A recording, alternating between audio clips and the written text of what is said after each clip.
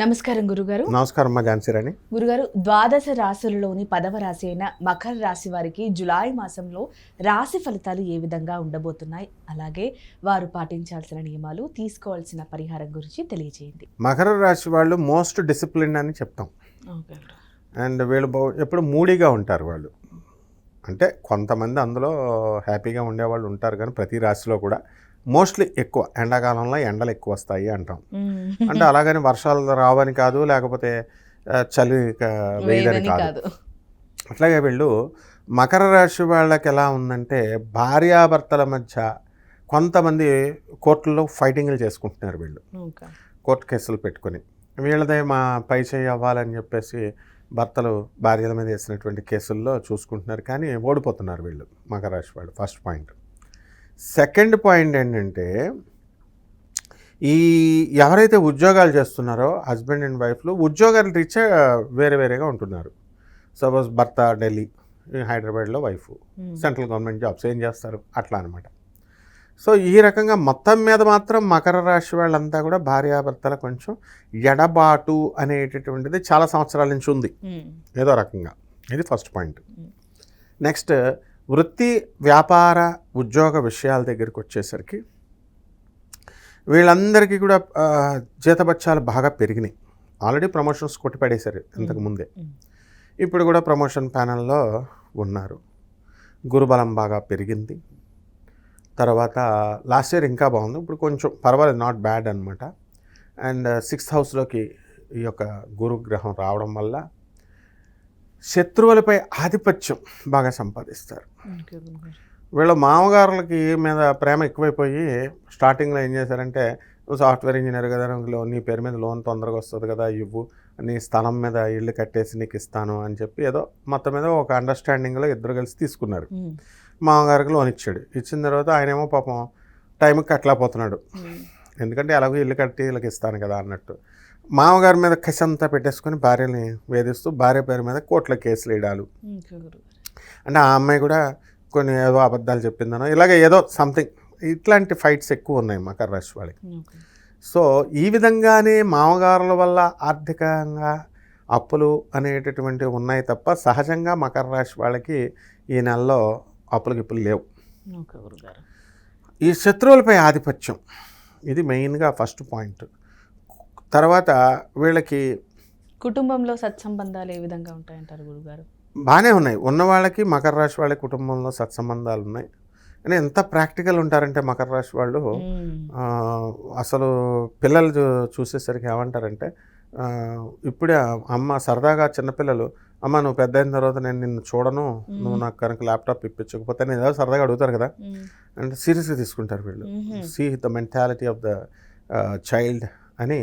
వాడు ఇప్పుడే మనల్ని బ్లాక్మెయిల్ చేస్తున్నాడంటే పెద్ద అయిన తర్వాత వీడు నిజంగానే చూడ్డు, ఎందుకంటే అది మైండ్లో ఉండదు కాబట్టి అలవాటైపోతుంది అనేసి వాళ్ళంతా సీరియస్గా తీసుకుంటారు. కాబట్టి మకర రాశి వాళ్ళతో మనం ఉన్నప్పుడు మాట్లాడినప్పుడు అది శని అధిపతి కాబట్టి వాళ్ళు చాలా ప్రాక్టికల్గా ఉంటారు. మనమేమో సరదాగా సిల్లిగా జోకులు వేసేసుకొని మనం మర్చిపోతాం. కాబట్టి అందుకని మనం వాళ్ళతో మాట్లాడేటప్పుడు వెరీ ప్రాక్టికల్ పీపుల్ కాబట్టి మనం కొన్ని జాగ్రత్తలు తీసుకోవాలి. ఆ విధంగా మకర రాశి వాళ్ళు ఈ నెలలో అనుకున్న పనులన్నీ కూడా సాధించుకుంటూ ఉంటారు, ప్రాక్టికల్గా ఉంటారు. అండ్ కోర్టు కేసులతో బాధపడుతున్న వారికి ఉపశమనం కలుగుతుందంటారా? కలుగుతుంది, కొంతమంది కలుగుతుంది. బట్ మిగతా వాళ్ళకి అంతా కూడా కంటిన్యూ అవుతా ఉందన్నమాట కోర్టు కేసులు అవన్నీ కూడా. సో వీళ్ళు ఎంతసేపు కూడా కొంతమంది మూర్ఖులు ఉంటారు, ప్రతి రాశిలో కూడా ఉంటారు, ఈ రాశిలో కూడా ఉంటారు. కానీ కొంతమంది యాక్చువల్గా మంచి వాళ్ళు కూడా ఉన్నారు, హెల్పింగ్ నేచర్ చేస్తారు. And at the same time చాలా స్ట్రిక్ట్గా కూడా ఉండడం అనేటటువంటిది జరుగుతుంది అనమాట. ఈ రాశి వారికి ముఖ్యంగా ఫ్యాషన్స్ మీద పెద్దగా ఇది ఉండదు, స్టైలిష్గా ఉండడము ఇట్లాగా ఉండదు. అవసరార్థం అయ్యి వాళ్ళు మీటింగ్స్కి అక్కడికి వెళ్ళినప్పుడు వెల్ డ్రెస్డ్ చేసుకుంటారు, చూసుకుంటారు అంతే. తర్వాత విద్యార్థులు వచ్చేసరికి విద్యార్థులు చదువులో కొంచెం డల్ అవుతారు మకర రాశి వాళ్ళు లాస్ట్ మంత్తో పోల్చుకుంటే. అండ్ ఆదాయాలు కూడా వృత్తి వ్యాపార ఉద్యోగ విషయాల్లో ఆదాయాలు పెరుగుతాయి. ప్రభుత్వ ఉద్యోగస్తులు అంతా కూడా టీఏలు డిఏలు అరియర్స్లు ఇవన్నీ కూడా రావడం జరుగుతాయి. పెన్షనర్స్కి 1-time లైఫ్ సెటిల్మెంట్ పెన్షన్స్ రావడం అనేటటువంటివి జరుగుతాయి. ఈ రకంగా ఈ యొక్క మకర రాశి వారికి అన్ని రంగాలలో కూడా వీళ్ళకి బాగుంటుందన్నమాట. ఓకే గురుగారు, మరి ఈ రాశి వారు పాటించాల్సిన నియమాల గురించి తెలియజేయండి.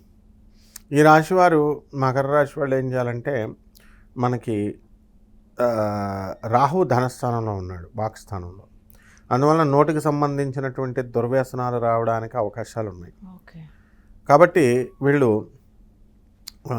సిగరెట్లని, కొంతమంది మందని, ఇలాంటి బ్యాడ్ హ్యాబిట్స్ రావడానికి అవకాశాలు ఉంటాయి.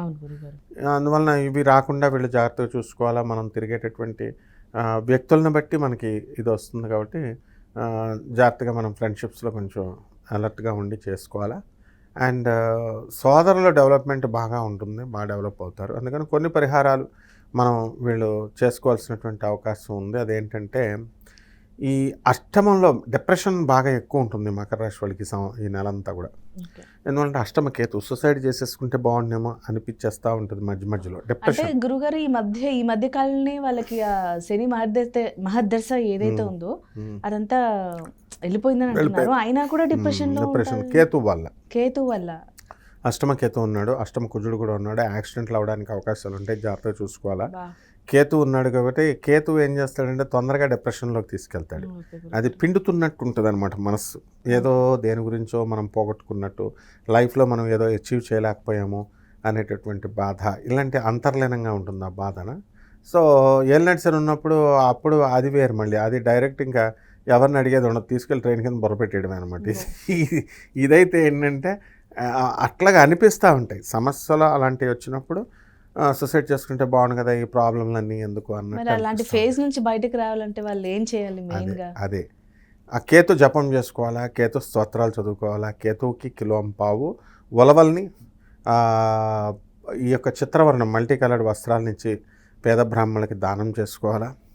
అలాగే గరికి గడ్డితో ఓం గణేశాయ నమః అంటూ మహామంత్రంతో వీళ్ళు గణపతికి జపం చేసుకోవాలా. అలాగే మనము రావి చెట్టు చుట్టూ మనం తిరుగుతూ ఓం శనేశ్వరాయ నమః అంటూ చేసుకోవాలా.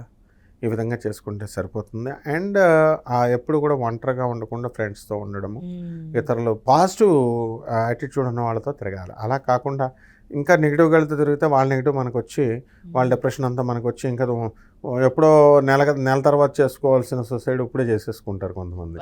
సో అటువంటి ఆలోచన లేకుండా దైవ బలము ఇలాగ వాళ్ళని డైవర్ట్ చేసుకుంటూ జాగ్రత్తగా ప్రాబ్లమ్స్ సాల్వ్ చేసుకుంటూ వెళ్తే బాగుంటుంది. సాధ్యమైనంత వరకు మంచి వాళ్ళతోనే ఫ్రెండ్షిప్ చేయాలి, దురలవాట్లకు కొంచెం దూరంగా ఉంటేనే అంతే కదా. అలాగే గురుగారు వీళ్ళు పర్టికులర్గా వీళ్ళకి చూస్తే, ఎందుకంటే మొన్న మహర్దశ వెళ్ళిపోయింది, ఇప్పుడు మళ్ళీ కేతుకు సంబంధించి ఒక సమస్య అయితే రాబోతుంది. మరి వీళ్ళు వారంలో ఏదైనా ఒక రోజును పట్టుకొని దేవుణ్ణి పూజిస్తే కనుక బాగుంటుంది అంటారా? బాగుంటుంది. సోమవారాన్ని గణపతిని పట్టుకోవాలి. సోమవారము గణపతి మనము ఓం గణేశాయ నమః అంటూ గణపతి అథర్వణ శీర్షం అని ఉంటుంది, అథర్వ శీర్షం అని, అది చదువుకున్న పర్లేదు. లేకపోతే గణపతికి మంత్రాలతో పూజ అనేది అష్టోత్తర పూజ చేసుకుంటే సరిపోతుంది.